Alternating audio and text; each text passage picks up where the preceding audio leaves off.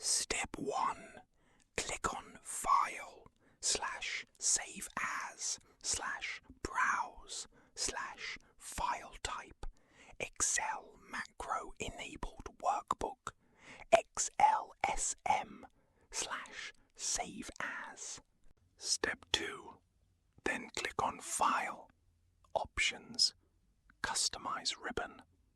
Scroll down on the right-hand side and tick the developer box.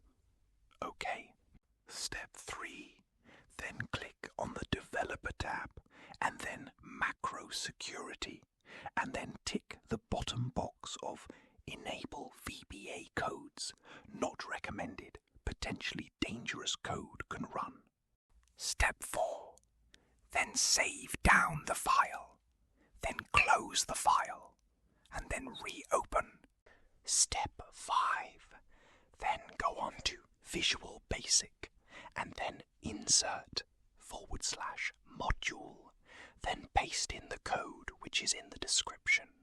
Step 1. Look at and amend line 11 of the VBA code so that it includes the file path of the docs file that you want it to extract, and then at the end of the \, then include the name of the specific file that it is called, and that you want to extract, and include it, docs, at the end of the name. Step 2. Then amend line 13 of the code so that instead of the sheet that it will export the data to being called sheet for, it instead is amended to include the name of the sheet you want it to be. What it does, it scans through each and every individual page in a Word docs file and extracts all images in the Word document and puts it into Excel for the info. Thanks for watching. If you wish to reach out to me for personalized work, please use the email of anonymous93220@gmail.com.